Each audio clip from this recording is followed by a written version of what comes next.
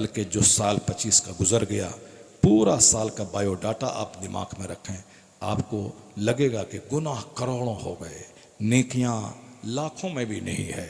अब 2026 का एक एक मिनट में नेकियों से भर दूंगा। हो सकता है कि 2026 हमारी और आपकी ज़िंदगी का आखिरी साल हो, इसलिए 2026 को खूब नाच गा के नहीं, डीजे बजा के नहीं, पिकनिक मना के नहीं, फिल्म हॉल जा के नहीं, रंग रैलियां मना के नहीं, इस शऊर के साथ 2026 का इस्तकबाल करें।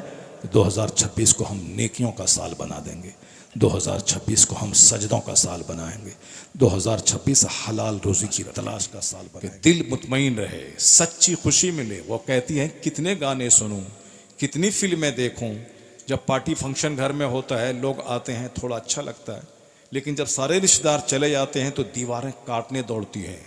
मुंबई शहर की करोड़ों के घर की दीवार काटने दौड़ती है, उनको अच्छा नहीं लगता है। ये सुकून दिल कहाँ मिलता है? Charlie Chaplin British film star, वो रो रहा है, साहब ये तन्हाई में अपने घर की दीवारें उसको काट रही हैं। इस तरह दुनिया के करोड़ों लोग हैं जिसको हम देखते हैं कि वह 50 करोड़ की कार पे चल रहा है, बड़ा मज़ा होगा, मगर अंदर से वहाँ कान लगाने के बाद उनकी कार से आंसू और सिसकियों की आवाज़ आती है, तो पता ये चला कि खुशी वहाँ नहीं है जहाँ मैं ढूंढ रहा हूँ, राहत वहाँ नहीं है जहाँ मैं तलाश कर रहा हूँ। न नौकरी राहत में है, न राहत नौकरी में है, न सुकून पैसों में है, न जिंदगी का मज़ा करोड़ों के जेवर में है। तो मज़ा है कहाँ? मज़ा देने वाला अल्लाह है, जो मुझको पैदा करने वाला है। अब मेरा पैदा करने वाला कुरान में एक फार्मूला दिया है कि मेरे बंदे, अला बिज़िक्रिल्लाह तत्मइन्नुल कुलूब, जान ले के दिलों को आराम अल्लाह के जिक्र में मिलता है, दिलों को सुकून अल्लाह की याद में मिलता है, दिलों को चैन तिलावत इबादत और सजदों में मिलता है। लोग सोफ़ा में सुकून तलाश कर रहे हैं, सुकून तो सजदे में है। लोग अखबारात में सुकून तलाश कर रहे हैं, सुकून तो कुरान की तिलावत में है। लोग इधर उधर घूमने में सुकून तलाश कर रहे हैं, सुकून तो अल्लाह ने मस्जिद की चटाई में रखा है।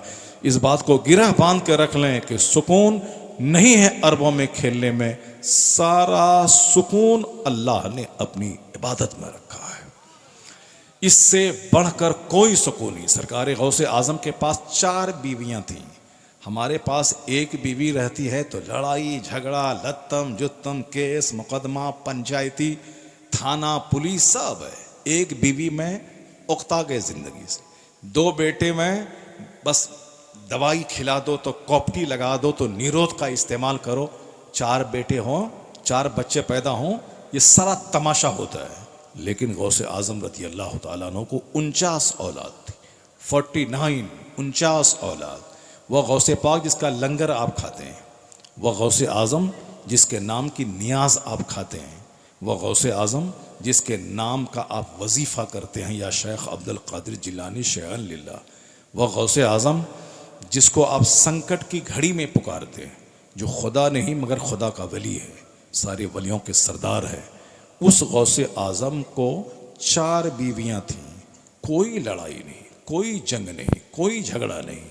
चारों बीवियों को इबादत का मज़ा था, सब तिलावत में लगी थी, तहज्जुद में लगी थी, रात रात भर सजदे में थी। उनको सजदे से फुर्सत नहीं कि वह आपस में लड़ाई करें, तिलावत से फुर्सत नहीं कि वह शौहर से झगड़ें कि मुझको पैसा दो। सब आजकल चूंकि काम ही नहीं है, इबादत तो काम है नहीं। काम क्या है? हाथ में रिमोट है, सामने टेलीविज़न है, LED टीवी है, उसी को देखना है। मुफ्त का खाना मिल रहा है, खाना है, और बिल्कुल चर्बी बदन में बढ़ाना है। जब खाना खाएगा चर्बी बदन में बढ़ेगी, वो खाना खाएंगी, चर्बी बदन में बढ़ेगी, तो फिर क्या होगा? लड़ाई होगी, झगड़ा होगा। उसको चाहिए घूमना चाहिए, नहीं घर में मज़ा नहीं मिलता है। घर बावर्ची, घर किचन, घर किचन, घर किचन। तुमने मुझको नौकरानी बना के रख दिया, तुमने मुझको नौड़ी बना के रख दिया। घर किचन, घर किचन, झाड़ू लगाओ, पोछा लगाओ। मैं बीवी हूँ कि नौकरानी हूँ तुम्हारी? ये बताइए साहब। अब वो कह रही कि मैं नौकरानी तुम्हारी हूँ। वो अपने घर में झाड़ू लगा रही है, अपने घर में खाना बना रही है, वो खुद खाती है। शौहर बेचारा दिल्ली पंजाब में रहता है, वो 6 महीने में एक बार घर आता है। ये घर रानी बन के ये घर में रहती है, 5 लाख का घर है, वो रहती है। किचन साहब ग्रेनाइट मार्बल से सजा है, वो उसकी मलका है। खाती वो है, 6 महीने के बाद मैं घर आता हूँ तो वो कहती मैं तुम्हारी नौड़ी हूँ क्या, नौकरानी हूँ क्या, मैं किचन घर तुम घूमते रहो पंजाब दिल्ली, मुझको भी लेके चलो, मुझको भी घुमाओ। अब इनको घर में मन नहीं लग रहा है, अब इनको भी घूमने का शौक़ है। शादी में दावत कहीं से कार्ड आया, ये उछल जाती है। अब वो ऐसे ही लिख दिया विद फैमिली। अब साहब एक लेना है उसको तोहफा गिफ्ट का, एक झोला लेना है और वहाँ जाना है और जाके खूब घूमना है। नया नया कपड़ा जो बक्स में है उसको कौन देखेगा, बस वही शादी का मौका है। पूछने वाला ऐसे ही बेदिली से पूछा था, मगर ये चले गए 5 बच्चे को लेके, एक आदमी को दावत है 5 बच्चे को लेके चले गए।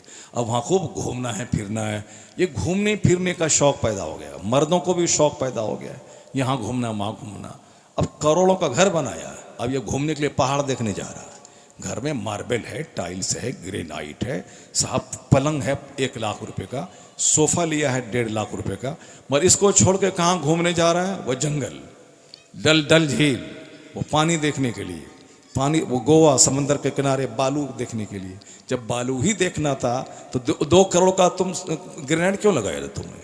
जब वो पानी ही देखना था तो तुम 5 करोड़ का घर क्यों बनाया है? बात चाहे कुछ भी हो, लेकिन ये बात सच्ची यही है कि घर में मन नहीं लग रहा है। क्यों? हुजूर ने कहा था कि अपने घर को कब्रिस्तान मत बनाओ, अपने घर में सजदा किया करो, नमाज पढ़ा करो, फ़र्ज़ मस्जिद में अदा करो, नफल और सुन्नत अपने घर में अदा करो। जिस घर में नमाज नहीं है वो घर कब्रिस्तान के मानिंद है। तो आज लोग घर में सजदा ही नहीं करते हैं। जब घर में सजदा नहीं है तो बरकत नहीं है, बरकत नहीं है तो वहाँ के दरो दीवार काटने दौड़ते हैं। इसलिए अब वो भाग करके वो कश्मीर और नदी नाला पहाड़ वो घूमने के लिए जा रहा है। ये घूमने का कल्चर शुरू हुआ है। हमने उन बुजुर्गों की कहानी पढ़ी है जो 80 बरस हो गए घर छोड़ के बाहर नहीं गया ताकि तहज्जुद की नमाज कज़ा न होने पाए, इशराक और चास कज़ा न होने पाए। वो कहते मेरे घर की दीवारें जन्नत का मज़ा देती हैं, मैं घर से बाहर कहीं मुझको मज़ा नहीं मिलता है। तो पता चला ये जो मारे मारे फिरने का कल्चर शुरू हुआ है, घर में जहाँ तस्वीर होगी वहाँ शैतान होगा, और जहाँ शैतान होगा वहाँ मन नहीं लगेगा, और जहाँ सजदा होगा वहाँ फरिश्ते होंगे, जहाँ फरिश्ते होंगे वहाँ के ज़र्रे ज़र्रे से रहमत टपकेगी। तो आज जो घर में मन नहीं लगता है, शैतान का जमावड़ा उस घर में हो गया है। अगर चाहते हैं कि कश्मीर से ज़्यादा मन आपके घर में लगे, लंदन से ज़्यादा तबीयत आपके घर में लगे, पेरिस से ज़्यादा तबीयत आपके घर में लगे, तो अपने घर को सजदों से भर दें, तिलावत से भर दें, दुरूद से भर दें, इबादत से भर दें। तो कश्मीर से ज़्यादा खूबसूरत आपकी झोपड़ी आपको नज़र आएगी, क्योंकि अल्लाह ने सारा सुकून इबादत और तिलावत और सजदों में रख दिया है। आदमी मारे मारे फिरेगा, सुकून नहीं मिलेगा, लेकिन जहाँ वज़ू करके मुसल्ले पे खड़ा हुआ, अल्लाह सारा सुकून उसके दिल में उतार देगा। लोग भले ही कुछ भी सोचें, मगर बात सच्ची यही है। घूमने का कल्चर। गौसे आज़म के पास 4 बीवियां थीं, चारों इबादत में लगी रहती थीं, कभी कोई लड़ाई कभी कोई झगड़ा नहीं हुआ। यहाँ पहले हाथ में तस्बीह होती थी, अब हाथ में रिमोट है। जब रिमोट है, स्मार्ट मोबाइल है, लड़ाई नहीं होगी तो क्या होगी। यहाँ साहब पहले सूखी रोटी लोग खाते थे, खजूर खा लेते थे, 3 पीस खजूर खाया, दिन भर एनर्जी के लिए काफ़ी है। और यहाँ चाउमीन बर्गर का कल्चर में, पानी पूरी के कल्चर में बदन में गर्मी पैदा हो रही है।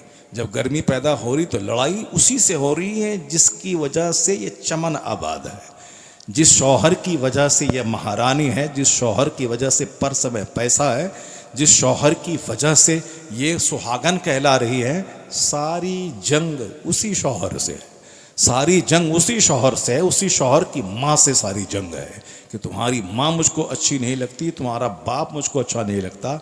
अगर एक दिन तलाक दे दे तो सारी औकात समझ में आ जाएगी उनकी। फिर ये अपने बाप के घर में बैठेंगे, यहाँ केस, यहाँ मुकदमा, यहाँ कचहरी, और ये मुखिया, ये सदर, ये MLA, ये विधायक अब पड़ी रहें घर में। जब अल्लाह ने नेमत दी है शौहर की सूरत में, तो अब उसी से जंग करना, लड़ाई करनी है। ये बात मैं नहीं कहता, ये बात पैगम्बर आज़म अलैहिस्सलाम कहते हैं। हुजूर फरमाते हैं कि तुम अपने बाप के घर में पड़ी थी, तुम तन्हा थी, अल्लाह ने तेरा जोड़ा लगाया, अल्लाह ने शौहर तुझको दिया, अब तुम सुहागन बन गई, तो अब उसी शौहर से तुम लड़ाई कर रहे हो। अल्लाह की नेमत का शुक्रिया अदा करना चाहिए कि करोड़ों लड़के हैं जिनकी शादी नहीं हुई है, शादी के लिए उनके माँ बाप दिन रात रो रहे हैं।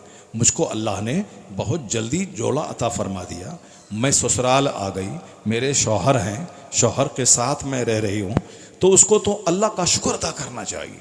या अल्लाह तेरा करोड़ों एहसान, करोड़ों औरतें हैं जो सुहागन नहीं है, मैं सुहागन हूँ, बेशुमार लाखों औरतें जिनके शौहर का इंतकाल हो गया, मेरा शौहर जिंदा है, शौहर मेरे 10-10 घंटे खेत में मारे मारे मजदूर की तरह खटते हैं, मेरा शौहर पैसा कमाने के लिए कभी मालदा, कभी सिलीगुड़ी, कभी दार्जिलिंग, कभी कलकत्ता, कभी बम्बई कर रहे हैं, मैं घर में आराम से रानी बन के हूँ। इलाही तू मेरे शौहर को सेहत दे दे, तंदुरुस्ती दे दे, लंबी उम्र दे दे। होना ये चाहिए था, मगर नाकिसुल अक्ल उसी शौहर नामदार से जंग छेड़ देती है, और जब शौहर मर जाता है फिर सर पटक के रोती हैं, तलाक दे देता है, फिर जहर खा के मर जाती है। जो अल्लाह की नेमतों की कद्र नहीं करेगा, फिर नेमत के ज़ाइल होने के बाद फिर वो तड़पेंगे, और नेमत छीन करके अल्लाह बंदों को तड़पाता है। सेहत नेमत है, शौहर नेमत है, औलाद नेमत है, वक्त नेमत है, रात नेमत है, जाड़े का मौसम नेमत है, जवानी नेमत है। बेशुमार लोग बुढ़ापे में हाथ कांप रहा है, फालिज का हमला हो गया, बेशुमार जवान है जिसके पांव कट गए। जवानी अल्लाह की नेमत है। और फिर साहब रात अल्लाह की नेमत है, जो अल्लाह ने रात बनाई है सोने के लिए। सर्दी का मौसम एक नेमत है। हदीस में आया है कि फस अश्शिताओ रबीउल मोमिन, किताब में आया है अश्शिताओ रबीउल मोमिन, यानी जाड़े का मौसम मुसलमान के लिए मौसम बहार है। इस मौसम में रात लंबी होती है ताकि खूब सजदा करे, दिन छोटा होता है ताकि खूब रोज़ा रखे, यानी रोज़ा भी हुआ, करोड़ों नेकियां भी मिल गई, और मुसीबत भी नहीं हुई, भूख प्यास भी नहीं लगी। ये छोटा दिन है और रात लंबी है, 5 घंटे की नींद भी हो गई, तहज्जुद भी हो गई। ले रबीउ ये मुसलमानों के लिए मौसम बहार है। लेकिन देखिए ये मौसम बहार किसके लिए है, और किस तरह रातें गुजर गईं, मौसम गुजर गया, दिन गुजर गया, न रोज़े का ख्याल आया, न कभी सजदे का ख्याल आया। और 10 साल अल्लाह ने छोड़ दी। उसके बाद जब अल्लाह पकड़ता है तब बंदा बोलता है कि मेरे खुदा ने मुझको जलील कर दिया, मेरे खुदा ने मुझको रुस्वा कर दिया, मेरी सेहत छीन ली, मेरे बेटे मर गए, मेरी बीवी मर गई, मेरा कारोबार ठप हो गया, मैं तो किसी को कोई तकलीफ़ नहीं पहुँचाया था, तकलीफ़ नहीं पहुँचाया था। हदीस माया है जो फजर की नमाज छोड़ेगा चेहरे का नूर ख़त्म हो जाएगा, जो ज़ोहर की नमाज छोड़ेगा रोज़ी से बरकत ख़त्म हो जाएगी। नमाज फ़र्ज हुई थी 15 साल की उम्र में, अभी उम्र है बंदे की 40 साल। ये बता दीजिए कि 25 साल अल्लाह ने छूट दी उनको, जबकि जिस दिन फजर की नमाज छोड़ा था उसी दिन उसको ज़मीन में धंस जाता वो। अगर अल्लाह गज़ब फरमाता, नाराज़ होता, अगर फौरी सज़ा देता उसी दिन उसको ज़मीन में धंसा देता। और मगर अल्लाह ने 25 साल की छूट दे दी, रोज़ाना नमाजें छोड़ता रहा, 25 साल तक इसकी रोज़ी को घटाया नहीं, इसके कारोबार को ठप नहीं किया। लेकिन ये आज कारोबार अगर ठप हुआ है, ये 50 दरगाहों पे मारे मारे जाके फिरता है और आलिमों से कहता है कि हम तो कुछ नहीं किए थे मौलाना साहब, हमारी रोज़ी क्यों घट गई, हम तो 2-4 रुपया मस्जिद में चंदा दे देते, जबकि 1 लाख में 2500 रुपये ज़कात देना था। 1 करोड़ में 2.5 लाख रुपए ज़कात फ़र्ज है। 1 टाका बचा रहा सारा माल तबाह बर्बाद कर देगा। 1 करोड़ में 2.5 लाख रुपए, 1 लाख में 2,500 रुपये ज़कात देना है। ये दिया कितना? 50 रुपये किसी गरीब को। बोला मैं तो बहुत खैरात किया, 50 इसको दिया, 5 उसको दिया, 10 उसको दिया, 5 उसको दिया, जबकि फ़र्ज था उस पर 1 लाख में 2500 रुपये, 2 लाख में 5,000 रुपये, 4 लाख में 10,000 रुपये। 1 करोड़ अल्लाह ने दिया है तो 1 करोड़ में 2.5 लाख रुपये, यानी 2.5% ज़कात निकालना है। लेकिन ये निकाला है कितना? 1 लाख में 100 रुपया।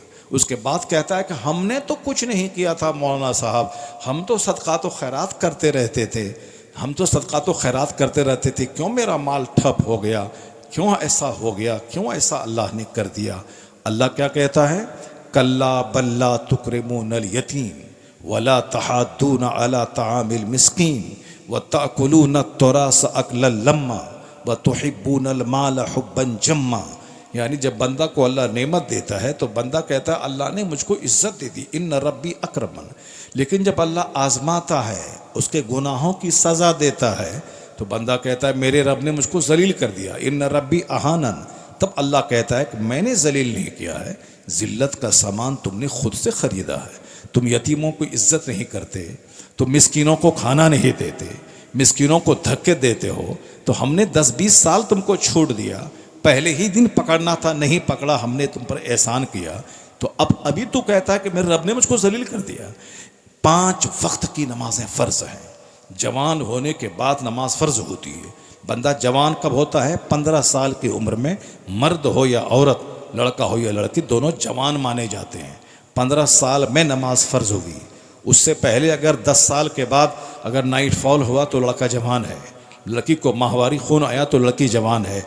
लेकिन अगर माहवारी खून नहीं आया, नाइट फॉल भी नहीं हुआ, तो 15 साल में दोनों जवान माने जाते हैं। अब उस पर नमाज फ़र्ज है। एक वक्त की नमाज छोड़ना हराम और गुनाह कबीरा है, मेजर गुनाह, बड़ा गुनाह, जैसे शराब पीना, ज़िना करना, सूद खाना, झूठ बोलना, गीबत करना, माँ बाप की नाफरमानी करना, झूठी गवाही देना, ये सब मेजर गुनाह है, बड़े बड़े गुनाह जो बग़ैर तौबा के माफ़ नहीं होते। उसी तरह नमाज छोड़ना एक मेजर गुनाह है। नमाज पढ़ना सबसे बड़ा फ़र्ज़ है, हज से बड़ा फ़र्ज़ है नमाज, चूँकि हज सब पर फ़र्ज़ नहीं है। माल वाले पे हज फ़र्ज़ है, ज़कात सब पे फ़र्ज़ नहीं है, माल वाले पे ज़कात फ़र्ज़ है, मगर नमाज हर मुसलमान, आकिल, बालिग़, देहाती, शहरी, औरत, मर्द, सब पर फ़र्ज़ है। खड़ा ना हो सके तो बैठ के पढ़े, बैठ ना सके तो लेट के पढ़े, लेट के ना पढ़ सके तो इशारे से पढ़े, नहीं तो गड्ढा खोद के पढ़े, कपड़ा नहीं है तो नंगे अपने घर को बंद करके पढ़े। कभी माफ़ नहीं है। जब तक सांस चल रही है उस वक़्त तक नमाज पढ़ना फ़र्ज़ है। इतना बड़ा फ़र्ज़ है, उसके बावजूद जरा हाल देखिए मस्जिदों का। 5 लोग नमाज पढ़ रहे हैं, 10 लोग नमाज पढ़ रहे हैं, और साहब गाँव की 99% आबादी महवी ख्वाब है, सोई हुई है। और संकट, कोई मुसीबत आई तो कहते हैं लोग अल्लाह कहाँ है, रसूलुल्लाह कहाँ है। मुसलमान जलील हो जाएंगे तब गौसे पाक की करामत ज़ाहिर होगी। यानी अल्लाह ने क्या कहा कि मैंने जलील नहीं किया है, जिल्लत का सामान तुमने खुद से ख़रीदा है। काफिरों का हौसला बुलंद हो गया, ये हमें मिटाना चाहते हैं, मेरी मस्जिदों के ख़िलाफ़ बोल रहे हैं, मेरी खानकाहों को उजाड़ना चाहते हैं, वो मेरे मदरसों को आतंकवादी का अड्डा कहते हैं।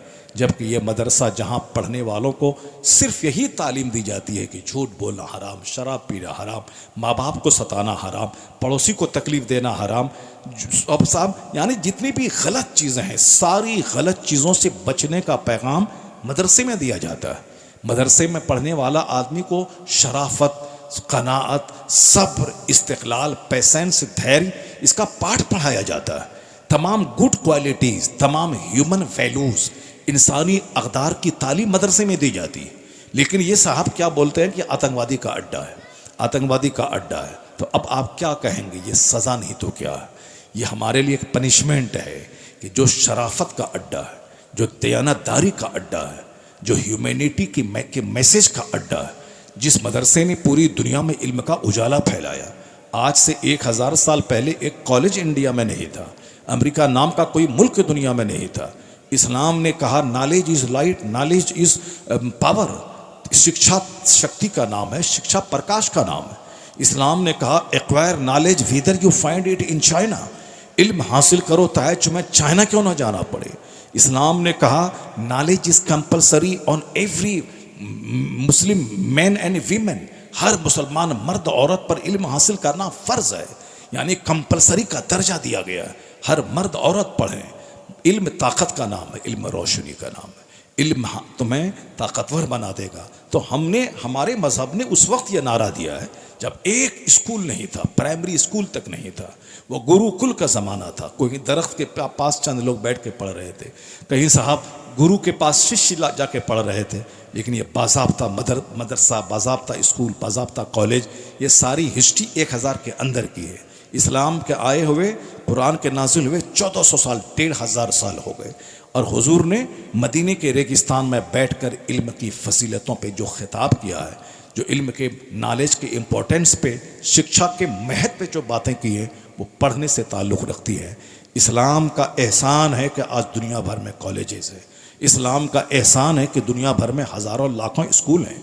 इस्लाम का एहसान है कि आज इल्म अमीरों के घर से निकलकर गरीबों की झोपड़ी तक पहुंचा, गरीबों के बच्चे, गरीबों की बच्चियां पढ़ रही हैं। यह इस्लाम का एहसान है जिसने पूरी दुनिया में नॉलेज का इन्वायरमेंट, इल्मी माहौल, शैक्षणिक वातावरण कायम किया है। लेकिन विडंबना यह है कि आज उसी मदरसे को आतंकवादी का अड्डा बोला जाता है, उसी मजहब इस्लाम को दुनिया के लिए ख़तरा कहा जाता है। नमाज ज़िना कर रहे हैं लोग रेलवे स्टेशन पर, कोई नहीं बोल रहा है, लेकिन कोई नमाज पढ़ रहा है तो साहब पुलिस वाला लाठी और डंडे से मार के उसको हटा रहा है। क्या साहब, मैं नमाज पढ़ रहा हूँ, चोरी कर रहा हूँ, डकैती कर रहा हूँ, मैं रेलवे स्टेशन पे क्या कर रहा हूँ? तुम खड़े होकर कहता है कि यह नमाज पढ़ने की जगह नहीं है। यहाँ एक लड़का लड़की एक दूसरे से चिपका हुआ है, सब लोगों का दिमाग ख़राब हो रहा है, कोई बोलने वाला नहीं, ये जगह नहीं है, इसके लिए घर है। कोई पुलिस वाला नहीं बोलता है कि ऐसा क्यों कर रहे हो, बदन पे हाथ क्यों दिए हुए हो, और सर में हाथ दे के क्यों सहला रहे हो। अगर बीवी है तुम्हारी तो घर तुम्हारे लिए। यहाँ स्टेशन पे हज़ारों आदमी का दिमाग ख़राब हो रहा है, कोई बोलने वाला है। मगर मैं नमाज़ पढ़ता हूँ तो कहता है ये नमाज नहीं पढ़ो, ये स्टेशन है। क्या कहेंगे इसको? नमाज पढ़ने वालों को रोका जा रहा है, शराब पीने वालों को आज़ादी मिली हुई, नमाज पढ़ने वालों को रोका जा रहा है, ज़िना करने वालों को आज़ादी मिली हुई है। पनिशमेंट है, ये एक अजाब है। मदरसे के ख़िलाफ़, मस्जिद के ख़िलाफ़, खानका के ख़िलाफ़ कभी आपने सोचा कि ये अजाब क्यों है? ये अजाब इसीलिए है कि मस्जिदों को आपने उजाड़ना शुरू किया। मदरसे में अब चंद गरीबों के बच्चे पढ़ रहे हैं, जबकि मदरसे में बादशाह हारून रशीद का बेटा पढ़ता था। मदरसे में औरंगज़ेब जैसे हिंदुस्तान के बादशाह जो 50 साल तक पूरे भारत का बाताज बादशाह रहा, उसने मदरसे में तालीम हासिल की। मुल्ला अहमद जीवन जब मस्जिद जामा मस्जिद से निकलते थे तो उनकी चप्पल सीधी करते थे औरंगज़ेब, सारा हिंदुस्तान सहम जाता था कि बादशाह दिल्ली अपने उस्ताद की चप्पल सीधी कर रहे हैं। कैसा दौर था कि बादशाहों के बेटे मदरसे में पढ़ रहे थे, अरबपति के बेटे मदरसे में पढ़ रहे थे, 1000 एकड़ ज़मीन जोतने वालों के बच्चे मदरसे में पढ़ रहे थे। लेकिन आज एक रिक्शा चालक भी अपने बच्चों को मदरसे में नहीं पढ़ाना चाहता। क्यों? कि मदरसे में पढ़ने के बाद करेगा क्या? मदरसे में पढ़ने के बाद करेगा क्या? स्कूल में पढ़ेगा तो कम से कम इंजीनियर बनेगा, स्कूल में पढ़ेगा तो मास्टर बनेगा। सिर्फ दुनियावी हिसाब से हमने भी काफिरों की तरह सोचना शुरू कर दिया, जबकि कुरान कहता है वमन यत्तकिल्लाह यजअल लहू मखरजा, जो अल्लाह से डरता है अल्लाह ताला वहाँ से बंदे को रोज़ी देता है जहाँ से बंदा सोच नहीं सकता। इन्नल्लाह हुवा रज़्ज़ाक़ु ज़ुल क़ुव्वतिल मतीन, अल्लाह ज़बरदस्त रोज़ी देने वाला। वमा मिन दाबतिन फिल अर्द इल्ला अल्लाह रिज़्क़ुहा, कुरान में आया है कि ज़मीन पर चलने वाला कोई चौपाया ऐसा नहीं है जिसकी रोज़ी का जिम्मा अल्लाह ने ना लिया हो। यानी सबको रोज़ी अल्लाह देगा, अल्लाह ज़बरदस्त रोज़ी देने वाला है। मगर विश्वास नहीं, चेहरे पे दाढ़ी है मगर यकीन नहीं, सर पे टोपी है मगर यकीन नहीं। अब जब यकीन नहीं है इसीलिए झोपड़ी वाले के बच्चे भी क्रिश्चियनों के स्कूल में पढ़ रहे हैं, रिक्शा चालक भी अपने बच्चों को स्कूल में पढ़ा। वो मदरसा जो मानवता की फैक्ट्री है, वो मदरसा जहाँ पढ़ने के बाद बंदा आलिम बनता है। आलिम का मतलब नाइबे पैगंबर बनता है। 1000 एकड़ ज़मीन का जोतने वाला ज़मींदार कहलाता है, मगर नाइबे पैगंबर नहीं। नाइबे पैगंबर वो कहलाता है जिसके सीने में कुरान हदीस का इल्म होता है। वो किराए के घर में रहे, 5000 महीना कमाए, मगर वो नाइबे पैगंबर है, नाइबे रसूल है, रसूल पाक के नाइब है। वो इतना बड़ा मर्तबा, जिस तरह मुस्तफ़ा जाने रहमत का मर्तबा है, उस तरह उसका नाइब भी वो अपने लोगों में मुमताज़ और मुनफरिद होता है। मगर विश्वास नहीं रहा, मदरसे पैसे से सबको जोड़ दिया गया, यानी इल्म को पैसे से जोड़ दिया गया। अब इंजीनियर की सूरत में जानवर, डॉक्टर की सूरत में हत्यारा, साहब स्कूल टीचर की सूरत में शोषण करने वाला, यानी अब पढ़े लिखे लोग डकैत और चोर हो रहे हैं। डॉक्टर की सूरत में डकैत, इंजीनियर की सूरत में चोर। क्यों? इसलिए कि इंजीनियर बनने का मकसद है माल कमाना, डॉक्टर बनने का मकसद है माल कमाना। जब पढ़ाई को माल से जोड़ दिया गया तो अब इंसान कहाँ मिलेंगे? जिसके सीने में मानवता का दर्द हो, जिनके सीने में हृदय हो, जिनके हृदय में दर्द हो, जिनके हृदय में सिंपैथी हो। यहाँ तो कसाई बन के डॉक्टर घूम रहे हैं, लोग रो रहे हैं, चिल्ला रहे हैं, ये साहब छुरी लिया, ज़बह किया, पैसा लाओ।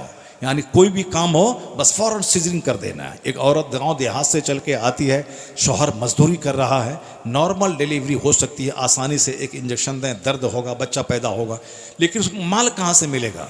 यहाँ तो कसाई बन के MBBS की डिग्री लेके आए हुए हैं।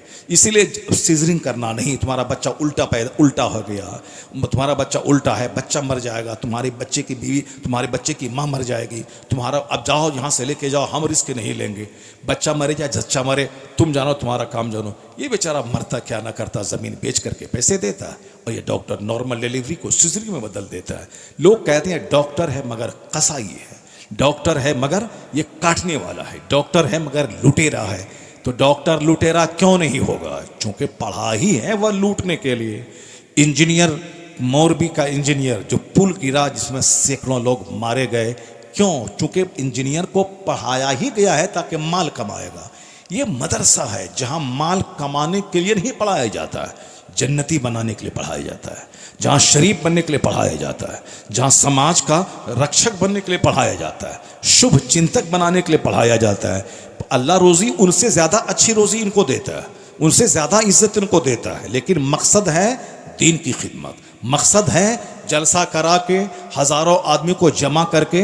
अब यहाँ मैं अभी 1 घंटे से खिताब कर रहा हूँ, मैं नहीं बोला कि चोरी करके पैसा कमाओ, डकैती करके पैसा कमाओ, माँ बाप को छोड़ो यार, माल सबसे बड़ी चीज़ है, माल कमाओ। नमाज रोज़ा कौन 5 बार मस्जिद दौड़ दौड़ के जाएगा? तो अब एक बार जुमा जाना, बाकी माल कमाओ, पैसा कमाओ, सोफ़ा खरीदो, गद्दा खरीदो, गाड़ी खरीदो, कार खरीदो, तब समाज वाले तेरा तलवा चाटेंगे। अगर कार नहीं रहेगी तो कोई सलाम तक नहीं करेगा, कार दरवाजे पर रहेगी, मकान रहेगा तो 50 आदमी तुम्हारे पास रिश्ता लेके आएगा। गाड़ी नहीं रहेगी, मकान नहीं रहेगा तो तेरी खूबसूरत बेटी को कोई पूछेगा नहीं, तेरा बेटा को कोई पूछेगा नहीं। मैंने इस पूरे 1 घंटे की तकरीर में मैंने ये नहीं कहा कि तुम कसाई बन जाओ, लुटेरा बन जाओ, चोर बन जाओ, डकैत बन जाओ, इंजीनियर बनो, डॉक्टर बनो, चाहे चोर इंजीनियर, डकैत इंजीनियर, कसाई इंजीनियर नहीं। 1 घंटे से मैं सिर्फ यही कह रहा हूँ, इंसान बने, जन्नती बने, नेक बने। सुकून और चैन खरबपति के घर में नहीं है, झोपड़ी में सुकून है, जहाँ सजदा है वहाँ सुकून है। दूसरों की कदर करें, दूसरों का 1 खरब का माल है, आपके लिए कुछ नहीं है। आपके लिए जो आपकी झोपड़ी है वो उस 1 खरब वाले महल से ज़्यादा खूबसूरत आपकी झोपड़ी है। उस खूबसूरत झोपड़ी को सजदों से सजाएं, तिलावत से सजाएं। यानी मानवता की बात कर रहा हूँ, ह्यूमैनिटी की बात कर रहा हूँ, इल्म की बात कर रहा हूँ, नमाज की बात कर रहा हूँ, शराफत की बात कर रहा हूँ। यही है मदरसे के लोगों का काम। वह जुमा का खिताब करें, जन्नत की बात 1 लाख के मजमे में खिताब करें, जन्नत व शराफत, हया और ईमानदारी की बात, चाहे जहाँ भी रहें, चटाई मदरसे में बैठें, चाहे स्कूल कॉलेज में भाषण देने जाएं, हर जगहों पे शराफत की बात। तो दुनिया के सारे लोगों को मदरसे को प्रमोट करना चाहिए, मदरसे को बढ़ाना चाहिए। अगर कसाई डॉक्टर की तादाद रोकना है, अगर जानवर इंजीनियर की तादाद रोकना है, अगर चोर ब्रोकर की तादाद रोकना है, अगर तलाक देने वाले औरतों से जिना करने वाले जानियों की तादाद को घटाना है, तो एक रास्ता है, मदरसे की चटाई को आबाद किया जाए, लोगों को नेक बनाया जाए, लोगों को मुस्तफ़ा के कदमों में डाल दिया जाए, लोग मुस्तफ़ा के ग़ुलाम बने, ऑटोमेटिक दुनिया गुनाहों से पाक होती चली जाएगी। रसूल पाक की ग़ुलामी एक वाहिद रास्ता है दुनिया में अमन कायम करने का। लेकिन ये सज़ा हमको मिल रही है कि मदरसा को आतंकवादी का अड्डा कहा जाता है। मैंने नमाज़ें छोड़ दी, इसलिए आज मुझको स्टेशन पर नमाज पढ़ने नहीं दिया जा रहा है। मैंने अपनी मस्जिदों को वीरान किया, इसलिए हमारी मस्जिदों को ढाया जा रहा है। और चोर दूसरों जालिमों को खुश करने के लिए साहब मस्जिद की तामीर का ढोंग रचा रहे हैं, ड्रामा कर रहे हैं, हमें साहब ठगने और उल्लू बनाने का काम कर रहे हैं, और उनके हाथों का खिलौना बनकर उनके मफाद का काम कर रहे हैं, ताकि हम इनको उलझाएं, उसके बाद फिर यह सारा बेनिफिट उसको हम पहुंचा दें। ऐसे चोरों, डकैतों, लुच्चों, लफंगों से मुसलमान समाज भरा हुआ है। इसलिए एक कौम मुस्लिम, आलिम के पास रहो, आलिम की बात सुनो, मस्जिदों को आबाद करो, अपने घर को सजदों से आबाद करो। ये जान लो कि 50 करोड़ की कार खरीदने वाले के घर में सुकून नहीं है, लेकिन एक मस्जिद का मोहसिन जो 5000 रुपये कमाता है, जो साइकिल से चलता है, कभी देखना कि 10 घंटे की गहरी नींद वो लेते हैं। और साहब चेहरे का नूर उनका देखना, ये नूर कहाँ से आया है? ये अजान का नूर है, ये तिलावत का नूर है, ये दीनदारी का नूर है। जो मज़ा 50 लाख के फॉर्चूनर वाले के पास नहीं है, वो मज़ा साइकिल पर चलने वाले के पास है। पता चला कि हराम में अल्लाह ने मज़ा नहीं रखा है, अल्लाह ने सारा मज़ा हलाल कमाई में रखा है। अल्लाह ने सारा सुकून हलाल कमाई में रखा है। इसलिए पैगम्बर आज़म अलैहिस्सलाम की तालीमात पे अमल करना सुकून पाने का सबसे बड़ा ज़रिया है। घर में लड़ाई को बंद करने का ज़रिया है कि आप अपने घरों में पैगम्बर आज़म अलैहिस्सलाम की सुन्नतों का राज कायम करें। शौहर का मकाम बड़ा है, औरतें उसकी अहमियत समझें।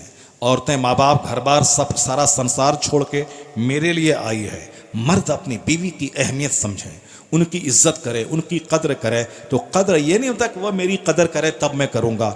ये कद्र का सारा वैल्यू सब्र पे मुनहसिर है। मुझको वो पान खिलाते हैं, मैं पान खिलाता हूँ, ये कमाल नहीं है। कमाल है कि मैं पान खिलाता हूँ, वो गाली देते हैं। मैं पान खिलाता हूँ, वो मुझसे किनारा कशी इख्तियार करते हैं। तो वो दे चाहे ना दे, मगर मुझको देना है। वह सलाम करे या ना करे, मुझको सलाम करना है। वो मुझसे मिलने आए ना आए, मुझको मिलने जाना है।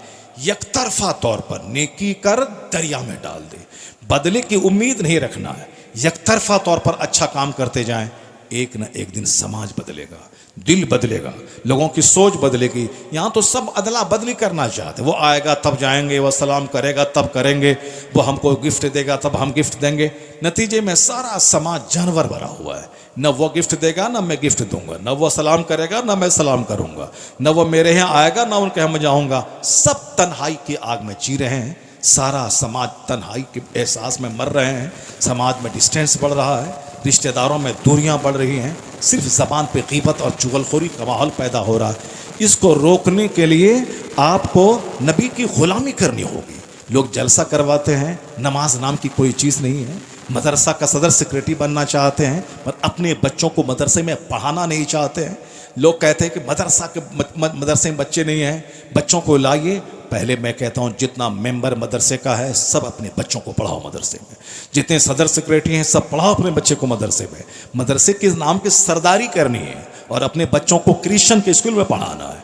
मस्जिद का मुतवल्ली बनना है और अपने बच्चों को क्रिश्चियनों का गुलाम बनाना है। साहब मस्जिद का ट्रेजर खजांची बनना है ताकि सरदारी समाज में करें और अपने बच्चों को क्रिश्चियनों के स्कूल में टाई पहना के भेजना है। ये दोगली राजनीति नहीं चलेगी।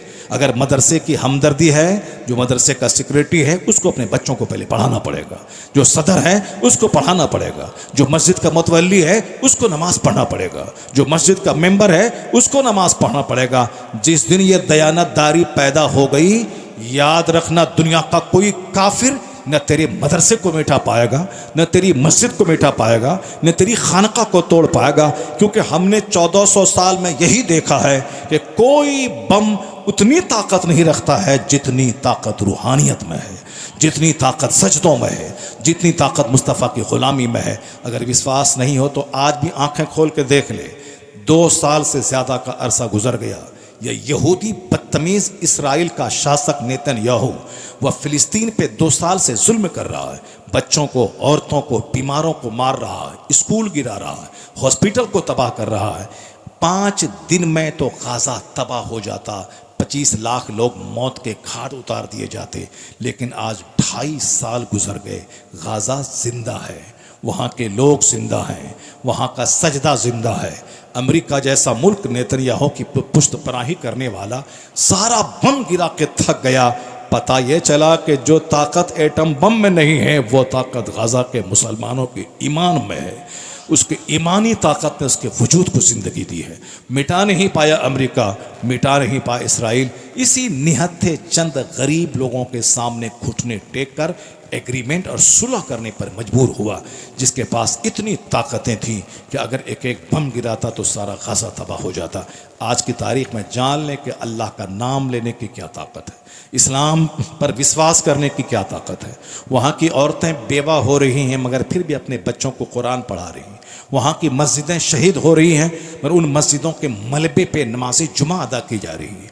उनके घर तबाह बर्बाद हो गए, टेंट लगा के हैं मगर सजदा आबाद हो रहा, मगर सजदा कर रहे हैं, अल्लाह पर यकीन नहीं। यहाँ तो थोड़ी सी मुसीबत आती है, लोग कहते हैं पता नहीं इस्लाम सच है कि नहीं है। माज़अल्लाह, हज़ार बार माज़अल्लाह। हमारी सारी ताकत का राज ईमान है। ज़रा कुरान सुनिए, कुरान क्या कह रहा है? ज़ुय्यना लिल्लज़ीना कफ़रुल हयातुद दुनिया व यस्खरून मिनल्लज़ीना आमनू वल्लज़ीना तक़ौ फ़ौक़हुम यौमल क़ियामा। अल्लाह कहता है the life of this world has been decorated for disbeliever and they laugh at believer. यानी ये दुनिया की ज़िंदगी अल्लाह ने काफिरों के लिए सजा दी है और वह मुसलमानों को देखकर हंसते हैं, मुसलमानों का मजाक उड़ाते हैं। लेकिन अल्लाह क्या कहता है? जो लोग इस दुनिया में तक़वा के साथ जिएंगे, तक़वा का मतलब गुनाहों से बचना, तक़वा का मतलब अल्लाह से डरना, अल्लाह से डरते हुए गुनाह छोड़ देना, नेकी की ज़िंदगी गुजारना, उसी का नाम तक़वा है।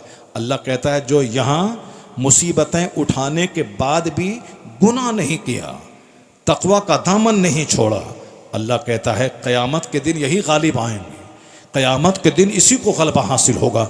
ये दुनिया का 100 साल 1 सेकंड है, मरने के बाद का एक दिन दुनियावी गिनती के हिसाब से 50,000 साल के बराबर है, 50,000 साल के बराबर। इसलिए असल चीज़ आखिरत है। मुसलमानों को 24 घंटे सिर्फ आखिरत के बारे में सोचना है। दुनिया में अरबपति बनना है, कारें खरीदना है, घर मकान बनाना है, सब करना है, मगर हर काम के पीछे आखिरत की सोच सामने रखनी है कि ये दुनिया का आराम, दुनिया की बिल्डिंग सब क्षणिक है, प्रोविजनल है, टेम्पररी है। असल में आराम आखिरत का, असल में आराम जन्नत का।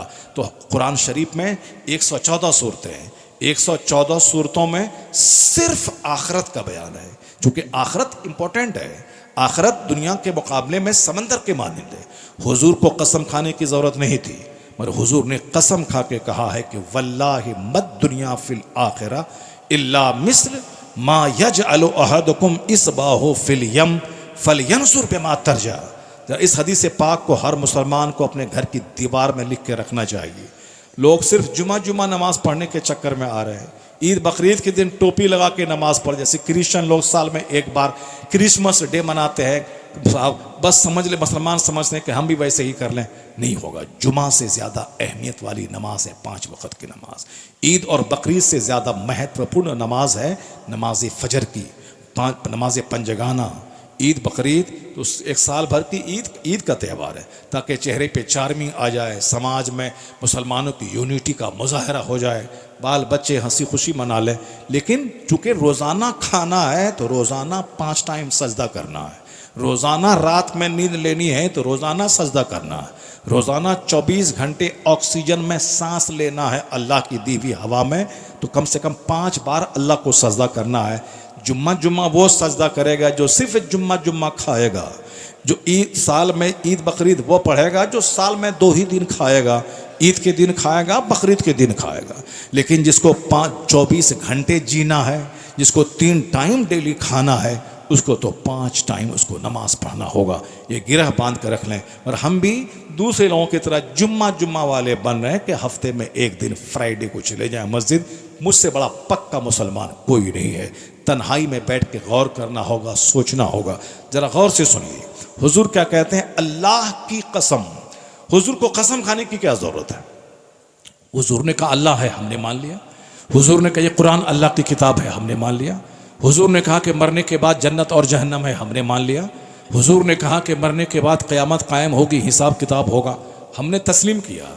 आमन तो बिल्लाहि व मलाइकतिही व कुतुबिही व रसूलिही वल यौमिल आखिर, हमने तो मान लिया सारे रसूलों पर, किताबों पर, फरिश्तों पर, आखिरत के दिन पर, तकदीर पर, सब पर ईमान लाया। क्यों? हुजूर ने कहा मुसलमान बनने के लिए ये ईमान रखना होगा कि आखिरत है, हिसाब किताब होगा, पुल सिरात से गुजरना होगा, जन्नत ईमान और नेक काम करने वालों का ठिकाना है, जहन्नम काफिरों, मुशरिकों और बदकारों का घर है।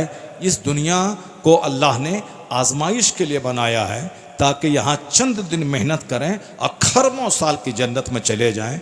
अगर चंद दिन ख्वाहिशात की गुलामी करते रहे, खरबों साल की आग में, जहन्नम में जलते रहिए। यही इस्लाम की सारी तालीमात का निचोड़ है। हर घर में इस्लामी बुनियादी तालीम बच्चों को, और रोज़ाना ये इसका चर्चा होना चाहिए। हुजूर को कसम खाने की ज़रूरत नहीं थी, मगर चूँकि बात मोस्ट इम्पोर्टेंट है, बहुत महत्वपूर्ण है, इसलिए हुजूर ने कसम खा के इसके महत्व को बताया है। इस हदीस पाक को हर मुसलमान अपने घर की दीवार में लिख के रखे, रास्ता चलते घर आते जाते इस हदीस पर नज़र पड़े। क्योंकि आज मस्जिदें वीरान हैं इसी पैसा के चक्कर में, आज माँ बाप की खिदमत करने का मौका मेरे पास नहीं है इसी माल के चक्कर में, आज साहब समाज की मोहब्बतें मिट गई इसी माल के चक्कर में, मदरसा की दीवार उजड़ गई इसी माल के चक्कर में, मस्जिदें वीरान हो गई इसी माल के चक्कर में। जिस माल को मैंने बहुत महत्व दिया, उस माल के बारे में हुजूर क्या कहते हैं जरा गौर से सुनिए। आका फरमाते हैं वल्लाहि मत दुनिया फिल आखिरा। हुजूर कसम खा के हम गुलामों को बात की अहमियत बता रहे हैं कि बात कितनी मोस्ट इंपॉर्टेंट है। हुजूर कहते हैं अल्लाह की कसम, इस दुनिया की मिसाल जिस दुनिया के लिए हम लालायित और बेचैन हैं, हुजूर कहते हैं आखिरत जो मरने के बाद की दुनिया है जहां सबको जाना है, हुजूर कहते हैं तुम में से कोई अपनी उंगली समंदर में डाल दे, फल यंजुर बिमा तरजा, फिर उंगली को निकाल के देखे कि कितना पानी लेकर उंगली लौट रही है। समंदर, पानी, उंगली डाला, उंगली निकाला, 4 कतरे पानी है जिससे उंगली भीगी है। समंदर, अपार समंदर, दुनिया का 75% हिस्सा समंदर है, 75%, यानी 100 में 75 हिस्सा पानी है दुनिया का, 25% खुश्की है जिस पर 5 बर्रे आज़म हैं और 1000 करोड़ की आबादी जिस पे आबाद है, और 200 से ज़्यादा कंट्रीज़ जिस सूखी ज़मीन पर आबाद हैं। यह सिर्फ ज़मीन का 25% हिस्सा है, 75% हिस्सा समंदर है ज़मीन का। और जब क़यामत करीब आएगी समंदर के पानी को बहा दिया जाएगा। वैज़ल बिहार फुज्जरत, जब क़यामत आएगी वैज़ल बिहार सुज्जरत, समंदर के पानी में आग लगा दी जाएगी। ये पहाड़ जो ज़मीन को हिलने से रोके हुआ है पिलर बनकर, ये पहाड़ यौम यकूनुन नासु कल फराशिल मबसूस व तकूनुल जिबाल कल एहनिल मनफूश, जिस दिन ये पहाड़ रुई के गाले की तरह उड़ेंगे। जैसे एक धुनिया जब रुई को धुनता है और लिहाफ और तोशक बनाने के लिए तो रुई के गाले उड़ते हैं, उसी तरह अब जितने पहाड़ हैं, हिमालय पहाड़ से लेकर दुनिया के सारे पहाड़ रुई के गाले की तरह उड़ेंगे। जब पहाड़ उड़ने लगेंगे फिर ज़मीन में ज़लज़ला पैदा होगा, चूँकि ज़मीन को रोके हुआ है पहाड़। ये पहाड़ माउंटेन्स आर पिलर्स, ये पहाड़ पिलर हैं, और जिस दिन ये पिलर ही को उखाड़ दिया जाएगा ये रुई के गाले की तरह उड़ेंगे, फिर ज़मीन हिलेगी।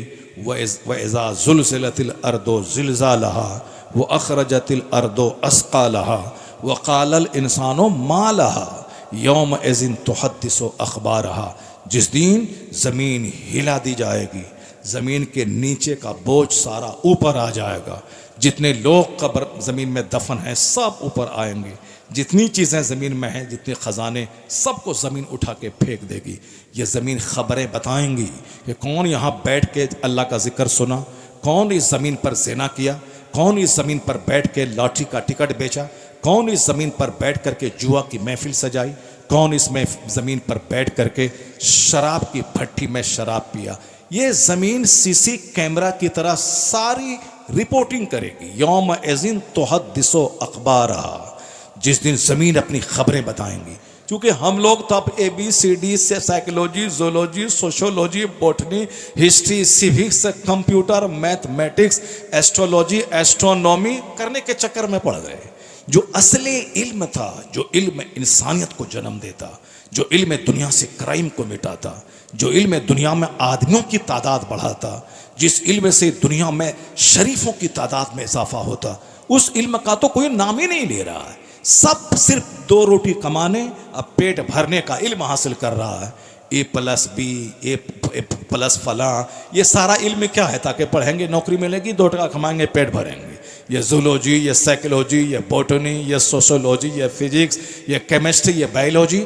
आप ये न समझेंगे कि मैं फिजिक्स, केमिस्ट्री, बायोलॉजी नहीं जानता हूँ। मैंने स्कूल्स की जितनी डिग्रियां होती हैं सब में हाई क्लास का मार्क्स मैं लाया हूँ। मैट्रिक में 400 लड़कों में मैंने टॉप किया है। इंटरमीडिएट में मैं 1 दर्जन कॉलेज में मेरा सबसे सुपर रिजल्ट रहा है। ग्रेजुएशन में अंग्रेजी में मैंने ऑनर्स किया है जिसका रिजल्ट मेरा फर्स्ट क्लास का रहा है। मैंने अपने कॉलेज में मास्टर की डिग्री मैंने अंग्रेजी में हासिल की है। मैंने स्कूल कॉलेज के माहौल को देखा है, मैंने बिल्कुल पानी कर दिया है।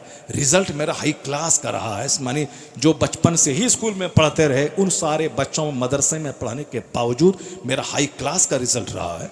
जहाँ मुझको 5 सवाल का जवाब देना है, 10-10 सवालात के जवाब मेरे दिमाग में रहते थे और मैं परेशान रहता था कि 5 ही का आंसर देना है और 10 सवाल मुझको याद हैं, मैं कौन सा लिखूं कौन सा नहीं लिखूं। मैंने करीब से सब माहौल को देखा है। सारा तमाशा पैसा कमाने का है।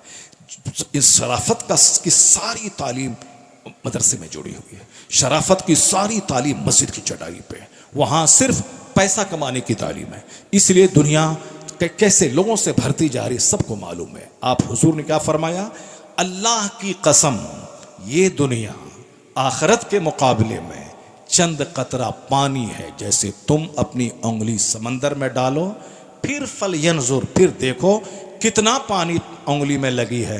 हुजूर कहते हैं यही मिसाल दुनिया और आखिरत की है।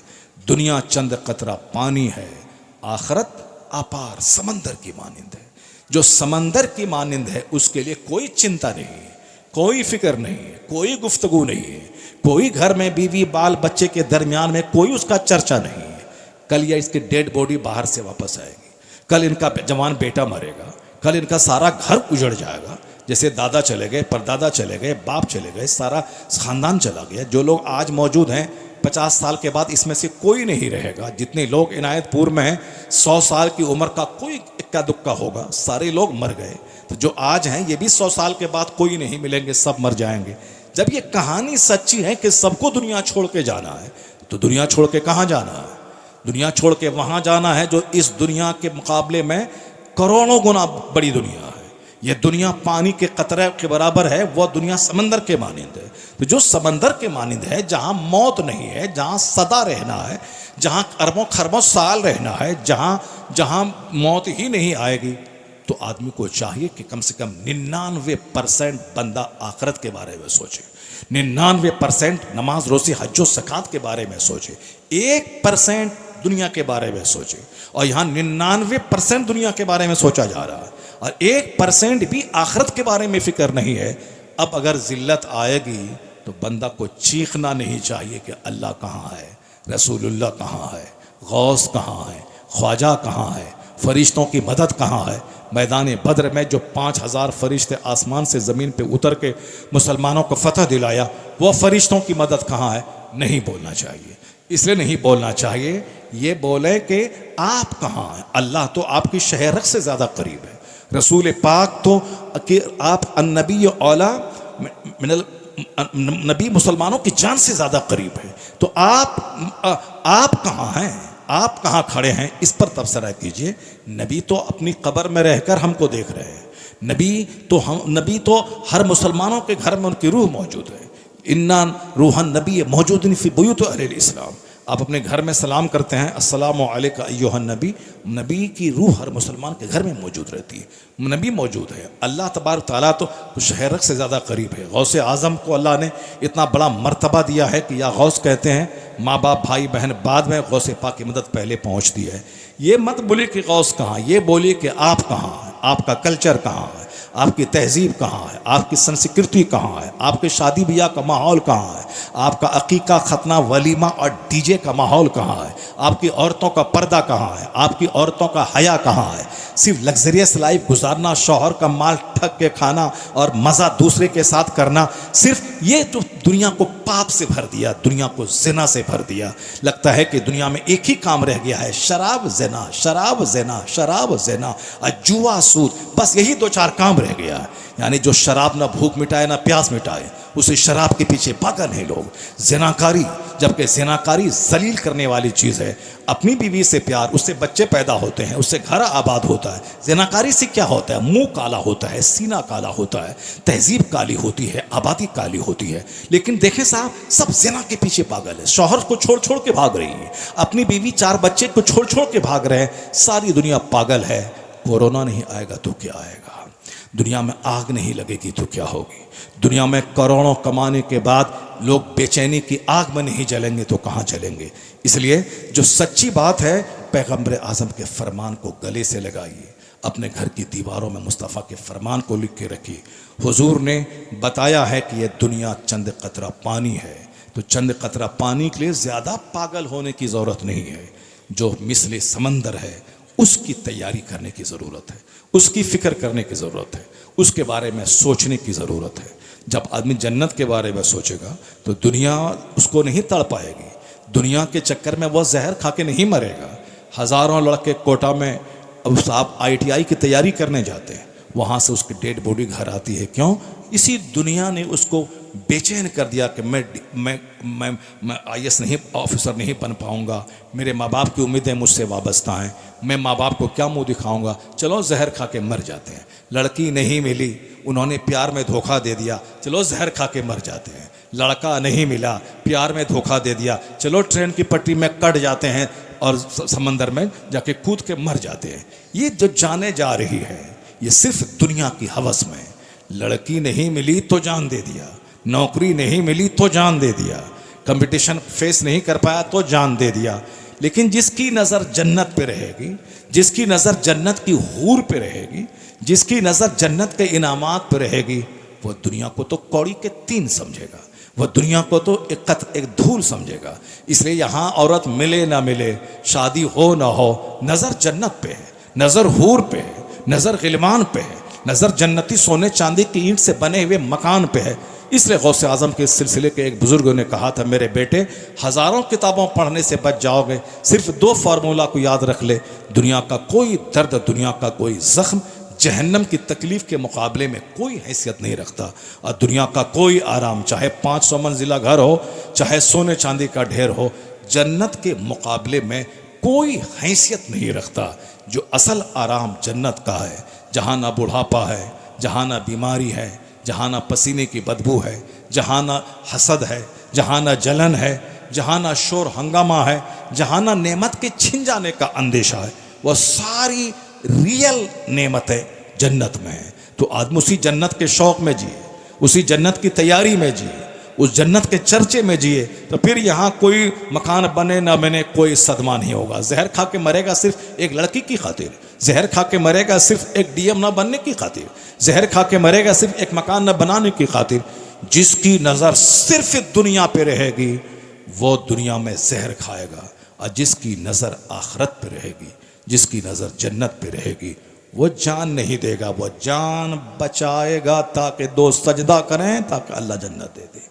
वो अगर बीमारी से उठ के सेहतमंद हो जाएगा तो तिस्मार खा नहीं होगा कि मैं सेहतमंद हो गया, मैं ये कर दूंगा, नहीं, वो इसी शुक्र के एहसास में जिएगा। अगर मर गया होता तो सजदा नहीं कर पाता, अब जब जिंदा रहा तो कम से कम 2-4 सजदे ज़िंदगी में और इजाफा हो जाए, इसी एहसास में जिएगा। तो जिसको आखिरत पर नज़र रहेगी, अरबपति बनने के बाद भी सजदा नहीं छोड़ेगा, मजदूरी करने के बाद भी सजदा नहीं छोड़ेगा, क्योंकि यहाँ की ना नेमत को करार है, ना यहाँ की तकलीफ़ को करार है।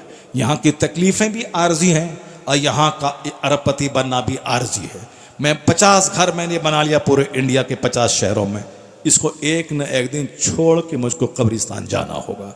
तो यहाँ की सारी नेमतें भी आर्जी है, और चाहे 1000 दुख हो, मुसीबत हो, तकलीफ हो, ये भी प्रोविजनल आर्जी है। मरने के बाद सारी मुसीबतें यहीं रह जाएंगी। अब इस दुनिया ही में चंद दिनों के बाद सारी मुसीबतें ख़त्म हो जाती हैं। हर बीमारी के बाद शिफा है, हर गरीबी के बाद खुशहाली है।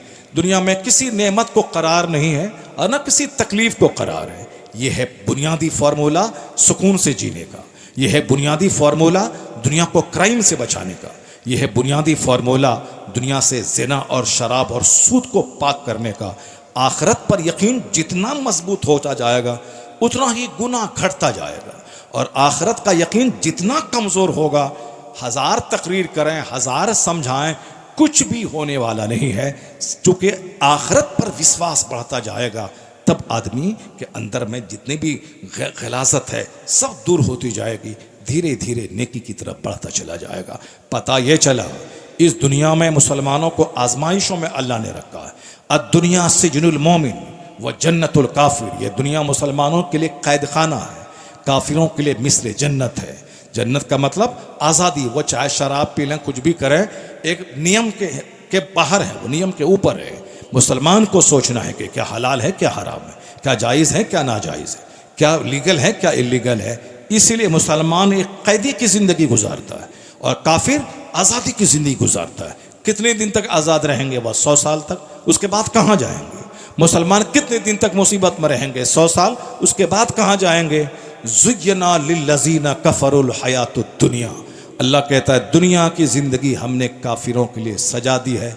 वह मुसलमानों को देखकर हंसते हैं, लेकिन अगर मुसलमान तक़वा से काम लिया, परहेजगारी से काम लिया, तो क़यामत के दिन ये गालिब आएंगे, सोने का कंगन पहना के, रेशम का लिबास पहना के, रेशमी सोने चांदी के तख्त पे बैठा के जब मुसलमानों को इनामात से नवाजा जाएगा, उनकी निगाहों के सामने कुफ़ार मुशरिकीन जब आग की जंजीरों में जकड़ के मुंह के बल घसीट कर जब जहन्नम में डाले जाएंगे, उस वक़्त सच्चाई का राज खुलेगा। सारे मुसलमान कहेंगे इलाही तेरा करोड़ों एहसान है, तूने दुनिया नहीं दी मगर आखिरत की रुसवाई से तूने मुझको बचा लिया। वहाँ कहेंगे कि काश जो दुनिया मिली वो भी नहीं मिलती, मेरे जिस्म को कैंचियों से काट दिया गया होता ताकि यहाँ का सच्चा आराम मुझको ज़्यादा मिला होता। उस दिन सबको यकीन हो जाएगा कि कुफ्र करने वालों को क्या सज़ा मिली, ईमान लाने वालों को क्या इनाम मिला। तो काफिर कहेंगे कि या लैतनी कुन्तु तुराबा, काश मैं मिट्टी हो गया होता, इंसान नहीं होता, काश मैं बैल गाय जानवर होता ताकि आज मिट्टी बना दिया गया होता। सारे लोग अरबपति खरबपति जितने लोग हिंदुस्तान के बड़े बड़े मोस्ट ब्रांडेड कंपनी के मालिक हैं, सब यही कहेंगे काश मैं मिट्टी होता, काश मैं पैदा नहीं होता।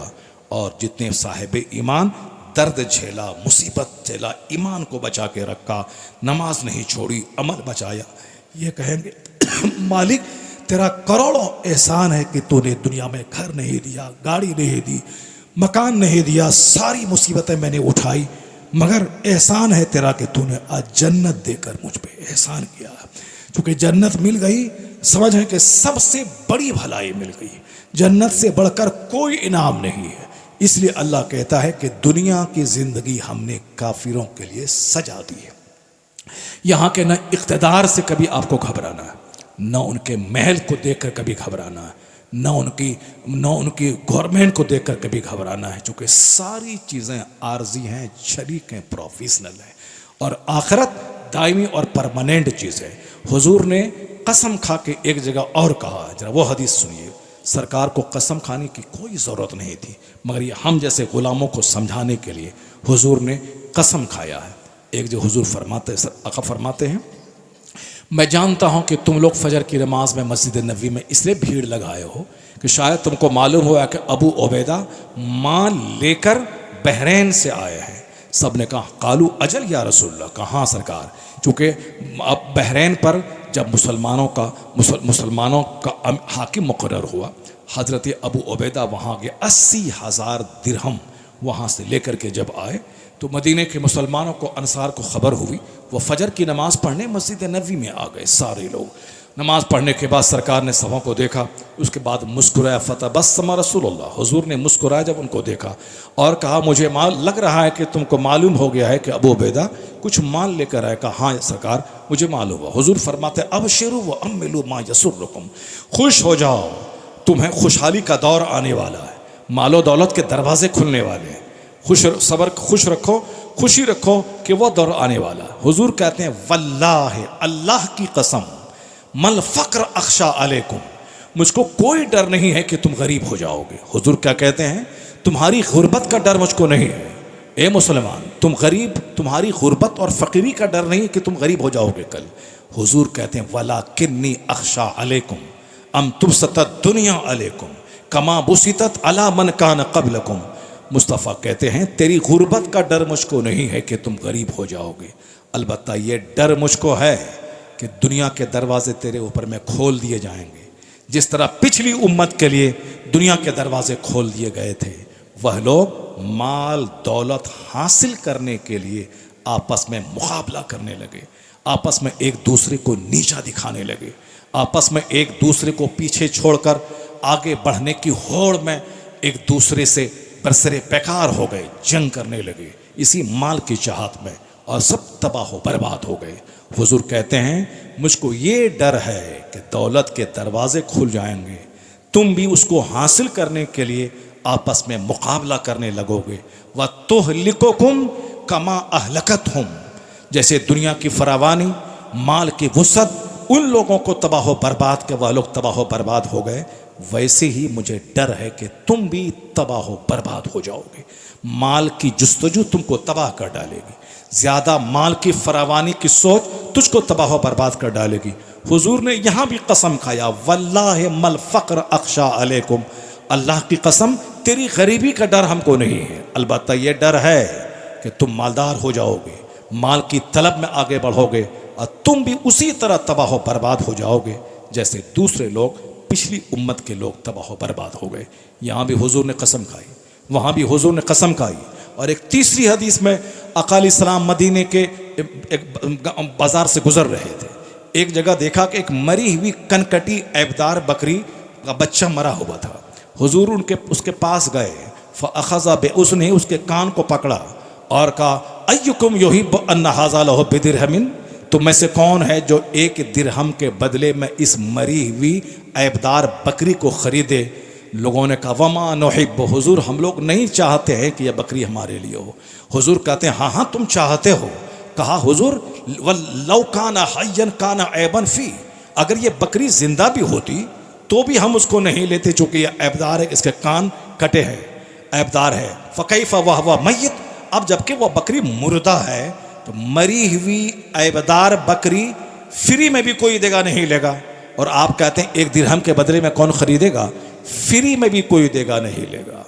हुजूर ने एक मिसाल दी, उसके बाद हुजूर कहते हैं वल्लाहि, अल्लाह की कसम, अल्लाह की कसम, ये बकरी का मरा हुआ बच्चा जितना जलील है तेरी निगाह में, उसी तरह अल्लाह की निगाह में ये दुनिया इस मरी हुई बकरी के बच्चे से ज्यादा जलील है। वल्लाहि लद्दुनिया अहवन मिन हाज़ा अलैकुम, जिस तरह यह मरी हुई बकरी तुम्हारे नज़दीक जलील है कि इसको लेना नहीं चाहते हो, इससे ज़्यादा यह दुनिया जलील है अल्लाह के नज़दीक। ये बताएं कि किसके लिए मर रहे हैं, किसके लिए हम अपनी आखिरत तबाह कर रहे हैं, किसके लिए हम मस्जिदों और मदरसों को उजाड़ रहे हैं। बस जोश में आया, जज्बात में आया, संवेदनशील बातें सुना, ये कर देंगे वो कर देंगे, जज्बात में आ गए, नारा तकबीर लगाने लगे, खूब भड़क गए, खूब लाखों की भीड़ लगा दी।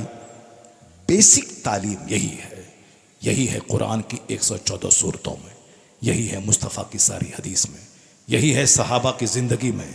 जिसने जो हिंदुस्तान तक इस्लाम लाया, ये वही लोग थे जो कपड़े में 50 पैबंद वाले कपड़े पहनते थे, जो एक खजूर चोसते थे, अपना वतन छोड़कर हिंदुस्तान आए, यहाँ के जेल में रहे, यहाँ उनके बाल बच्चे ज़बा हुए, मगर इस्लाम फतह हुआ और इस्लाम की बहारें कायम हुई। गरीब नवाज ईरान में पैदा हुए, 25 साल इल्म हासिल किया, फिर हिंदुस्तान को अपना मस्कन बनाया, गालियाँ सुनी, लोगों ने जान मारने की धमकी दी, लोगों ने पानी बंद कर दिया, लेकिन आपने सारी तकलीफ़ें उठाकर इस्लाम की तबलीग की। आज जो हिंदुस्तान में 40 करोड़ मुसलमान मुस्कुरा रहे हैं, जो सरों पे टोपियाँ, चेहरे पे दाढ़ियाँ जगमगा रही हैं, ये सब उस फ़कीर की मेहनतों का नतीजा है। अगर वह लोग भी हमारी ही तरह मालो दौलत के पीछे पागल होते, फिर अपना वतन छोड़ के इंडिया क्यों आते? वो अपने वतन में रहते, घर मकान बनाते। उन बुज़ुर्गों ने हकीकी इस्लाम को दुनिया के सामने पेश किया है, और हम लोग एक नकली इस्लाम को लिए हुए फिर रहे हैं कि दुनिया भी हाथ से ना जाए, जन्नत भी हाथ से ना जाए, चाहे दुनिया हासिल करने के लिए कुछ भी करना पड़े, चलो अल्लाह ताला माफ़ कर देगा, अल्लाह ताला माफ़ कर देगा। तो आप रोज़ी के मामले में नहीं बोलते हैं कि नहीं अल्लाह रोज़ी देने वाला है, मैं खेत नहीं जाऊँगा, अल्लाह रोज़ी देने वाला है, मैं दुकान में नहीं बैठूँगा, अल्लाह रोज़ी देने वाला है, मैं 30 साल तक पढ़ाई करके कंपटीशन फेस नहीं करूँगा। नहीं, यहाँ बहुत चालाक हैं आप। रोज़ी देने वाला अल्लाह है, मगर मुझको 30 साल पढ़ना होगा। रोज़ी देने वाला अल्लाह है, मगर मुझको रात रात भर खेत में जाग कर खेती करनी होगी। रोज़ी देने वाला अल्लाह है, मगर मुझको 8 घंटे दुकान में बैठना होगा। तो अल्लाह कहता है ज़मीन में फैलो, मैं रोज़ी दूंगा। तो रोज़ी के बारे में बड़े अक्लमंद हो गए। रोज़ी देने वाला अल्लाह है, मगर खेत में जाना होगा, दुकान में बैठना होगा। बग़ैर दुकान बैठे हुए वहाँ से पैसा चल के शाम के टाइम मेरे घर में नहीं आएगा। मगर आखिरत और जन्नत और बख्शिश के मामले में क्यों ढीले पड़ जाते हैं? चलो हम कुछ भी करें, अल्लाह सब माफ़ कर देगा। इसी फार्मूला को वहाँ भी अपनाएं कि दुकान गए बग़ैर पैसा नहीं मिलेगा, खेती किए बग़ैर फसल उपज के नहीं आएगी। तो ये भी गिरा बांध लें कि अल्लाह माफ़ करने वाला, जन्नत देने वाला है, मगर मस्जिद गए बग़ैर जन्नत नहीं मिलेगी, नमाज पढ़े बग़ैर जन्नत नहीं मिलेगी। माल चाहिए तो दुकान जाना होगा, जन्नत चाहिए तो मस्जिद जानी होगी, सजदा करना होगा। अल्लाह तबारक व तआला हमको और आपको सबों को दुनिया से ज़्यादा हाँ 1 जनवरी ही क्या, यहाँ तो सर से लेके पाँव तक सब कुछ चौपट है। तो 1 जनवरी को क्या लेके बैठ जाएं? काफ सर से लेके पाँव तक, चाहे शादी हो, बियाह हो, अकीका हो, खतना हो, चाहे ड्रेस हो, लिबास हो, सारी चीज़ें हमने इस्लाम की छोड़कर काफिरों की नकल कर लिया। 2025 जा रहा है, 25 दोबारा लौट के कभी नहीं आएगा। अक्लमंद है वो आदमी जो बैठ कर के सोचे कि 2025 में मैंने कितना सजदा किया, मैंने कितने नफल पढ़े, मैंने कितने पैसे खैरात किए, मैंने कितनी नमाजें छोड़ी, मैंने कितने लाख बार झूठ बोला, मैंने कितने करोड़ गुनाह किए। तो साल जो चला जाता है दोबारा लौट के नहीं आएगा। तो फिर एक एक मिनट कीमती है दुनिया का। तो आने वाला 2026 उसको डरामे के साथ मनाने की ज़रूरत नहीं है, बल्कि जो साल 25 का गुजर गया, पूरा साल का बायोडाटा आप दिमाग में रखें। आपको लगेगा कि गुनाह करोड़ों हो गए, नेकियां लाखों में भी नहीं है। अब 2026 का एक एक मिनट में नेकियों से भर दूंगा। हो सकता है कि 2026 हमारी और आपकी ज़िंदगी का आखिरी साल हो, इसलिए 2026 को खूब नाच गा के नहीं, डीजे बजा के नहीं, पिकनिक मना के नहीं, फिल्म हॉल जा के नहीं, रंग रैलियाँ मना के नहीं, इस शऊर के साथ 2026 का इस्तकबाल करें। 2026 को हम नेकियों का साल बना देंगे, 2026 को हम सजदों का साल बनाएंगे, 2026 हलाल रोज़ी की तलाश का साल बनाएंगे। अक्लमंद लोग इसी तरह के सोचते हैं, बेवकूफ़ लोग काफिरों की नकल करते हैं।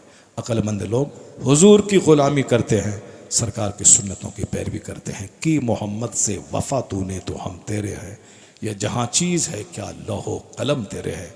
आला हज़रत फ़ाज़िल बरेलवी रज़ी अल्लाह तआला अन्हु ने एक फार्मूला दिया है, न एक्टर को देखना है, न लीडर को देखना है, न क्रिकेटर को देखना है।